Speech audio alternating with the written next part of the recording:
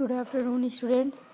आज हम जो है साइंस के कार्य पत्रक 50 का वर्णन करने जा रहे हैं और इसमें हम जो है जंतु ऊतक के एक पार्ट की व्याख्या करेंगे जिसका नाम है इपिथीलियम ऊतक।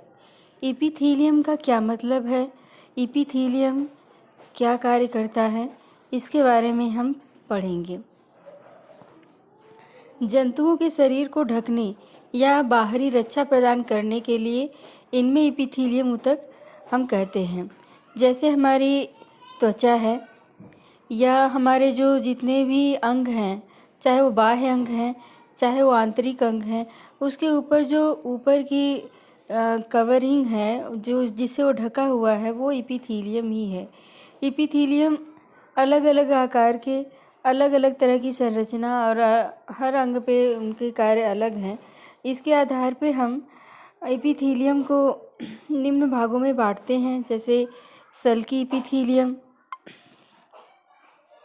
घनाकार एपिथीलियम, अस्तंभी एपिथीलियम, अस्तरित एपिथीलियम, ग्रंथिल एपिथीलियम, सल्की एपिथीलियम तथा अस्तरीय सल्की एपिथीलियम।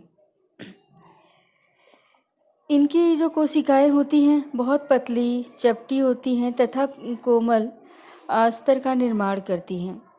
ये जैसे हमारी रक्त वाहिनी है, फेफड़े हैं, कुपिका है, जहाँ पे भी किसी भी पदार्थ का विसरण आसानी से हो सकता है वहाँ पे उपस्थित होती हैं और विसरण को ये जो है आसान बनाती हैं क्योंकि ये बहुत ही पतली होती हैं और इससे जो पदार्थ है वो आसानी से आर पार हो सकते हैं। जैसे कि हम बात कर रहे हैं फेफड़ों की कुपिकाओं में जो हमारा ब्लड है पूरी तरह से भरा होता है और इसमें जब वातावरण से जो गैस है जाती है तो उसमें से ब्लड जो होता है ऑक्सीजन को ले लेता है और फिर ऑक्सीजन कुपिका से जो है दूसरी धमनी में प्रवेश करते हुए हमारे हर कोशिका में जो है ऑक्सीजन को पहुंचाती है।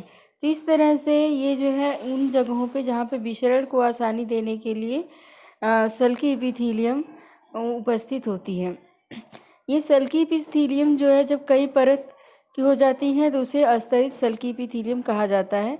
जैसे कि हमारी जो त्वचा है, त्वचा का निर्माण जो होता है अस्तरित सल्की एपिथीलियम से होता है।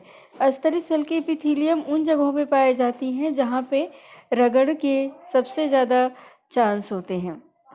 अस्तंभी एपिथीलियम, जैसे नाम है अस्तंभी एपिथीलियम, तो इनकी जो कोशिकाएं होती हैं स्तंभाकार होती हैं और जहाँ पे अवशोषण और स्राव होने के होता है वहाँ पे जो है ये स्तंभी एपिथीलियम पाए जाते हैं। जैसे हमारी श्वसन नली का जो भीतरी स्तर है वहाँ पे स्तंभी एपिथीलियम होती हैं।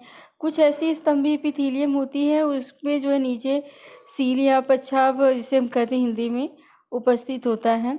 जैसे कि हमारी जो श्वसन नली में स्तंभी एपिथीलियम होती है उसमें सीलिया पाई जाती है। तो ये सीलिया क्या करती है कि जब हम सांस लेते हैं तो हमारे सांस के माध्यम से हवा के साथ बहुत सारे धूल मिट्टी के कण जाते हैं, तो धूल मिट्टी के कण हमारे फेफड़े तक न जाएं, इसलिए जो है ये जो पच्छाप होता है उसे फिल्टर करने का कार्य करता है और हवा उससे छनते हुए अंदर की ओर प्रवेश करती है।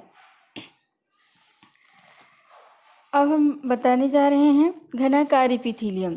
घनाकार एपिथीलियम वृक्क की नलिकाओं लार ग्रंथियों को अस्तर प्रदान करती हैं, इन्हें यांत्रिक मजबूती प्रदान करती हैं। ये हमारे जो वृक्क होते हैं, वृक्क की नलिकाएं जो है घनाकार एपिथीलियम से बनी होती हैं। इनकी जो कोशिकाएं हैं वो ग्रंथि कोशिकाओं का काम करती हैं जो जरूरी पदार्थों का स्राव भी करती हैं। अब हम बात करने जा रहे हैं ग्रंथिल एपिथीलियम। ग्रंथिल एपिथीलियम कोई अलग प्रकार नहीं बल्कि ये घनाकार एपिथीलियम ही होता है।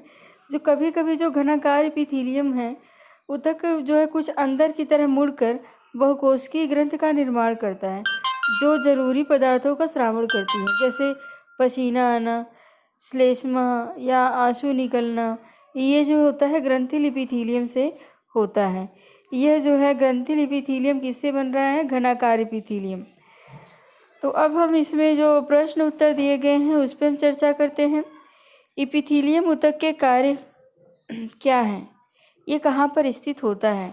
तो अभी हमने बताया कि एपिथेलियम ऊतक जंतुओं के शरीर को ढकने या बाहरी रक्षा प्रदान करने के लिए होता है, और ये हमारे शरीर के बाह्य और भीतरी जितने भी आंतरिक अंग हैं और पूरा शरीर हमारा ऊपर से जो त्वचा है, ये सभी एपिथेलियम ही है। दूसरा प्रश्न है, एपिथेलियम ऊतक के कितने प्रकार होते हैं? तो अभी हमने बताया था कि एपिथेलियम ऊतक के जो हैं 5 प्रकार होते हैं: सल्की एपिथेलियम, घनाकार एपिथेलियम, स्तंभी एपिथेलियम, अस्तरित एपिथेलियम, ग्रंथिल एपिथेलियम। प्रश्न नंबर 3 है, स्तंभी एपिथेलियम ऊतक कहाँ स्थित होता है और इसका एक कार्य लिखिए। तो स्तंभी एपिथेलियम हमारे श्वासक की नली में उपस्थित होता है, और इसमें जो है जो धागे जैसी संरचना होती है वो वायु को फिल्टर करने का कार्य करती है।